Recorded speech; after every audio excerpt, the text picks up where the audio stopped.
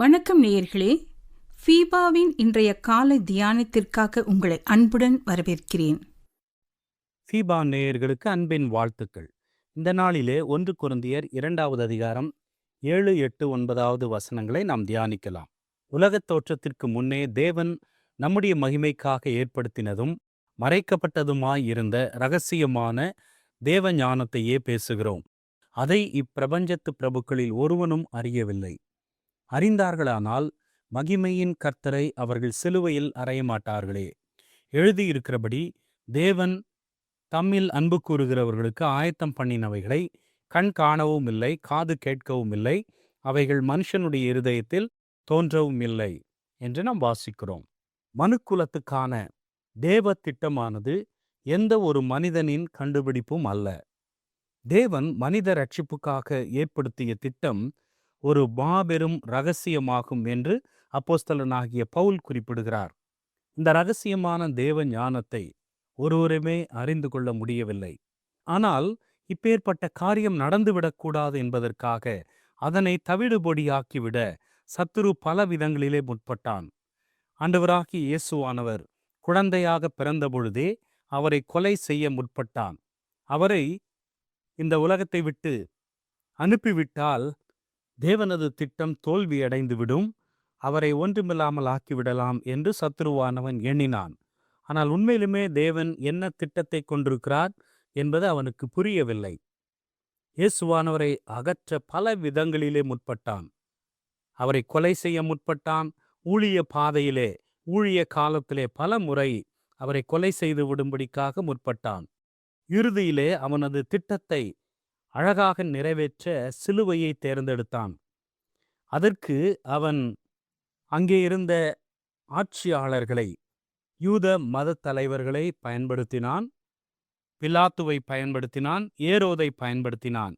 இவர்களெல்லாம் தாங்கள் என்ன செய்கிறோம் என்று அறியாமலே சத்துருவானவனின் திட்டத்திற்கு உடன்பட்டார்கள். ஆனால் இவர்களெல்லாம் புரிந்து கொள்ளாத ஒன்று என்னவென்றால், இந்த திட்டம் தேவனது திட்டம் என்பதை அவர்கள் யாரும் அறிந்து கொள்ளவே இல்லை.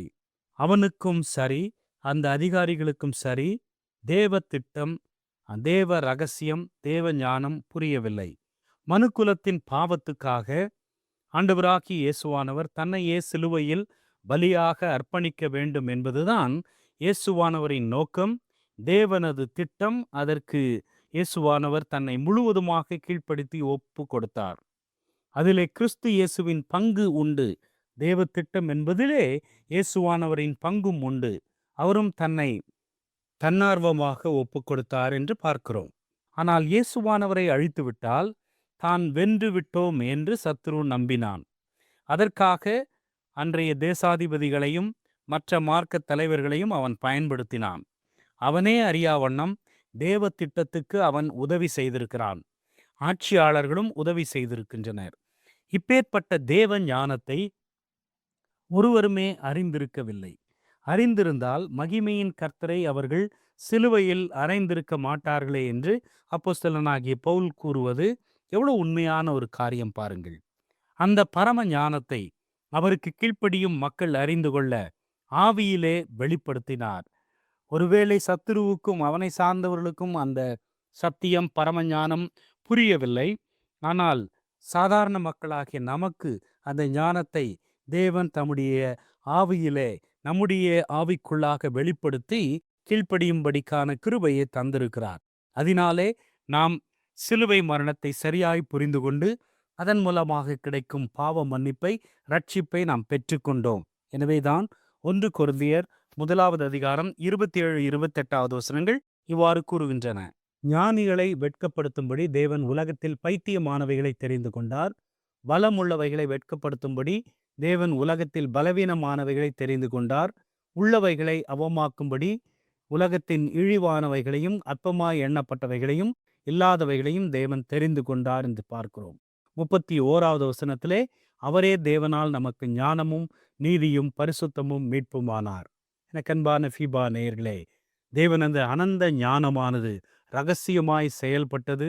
அந்த ஞானம் நமக்கு கிறிஸ்துவுக்குள்ளே வெளிப்படுத்தப்பட்டது. அந்த ஞானத்திற்கு, அந்த இரகசியத்தை அறிந்து கொள்ளக்கூடிய விதத்திலே நம்மை அர்ப்பணித்திருக்கிறோமா?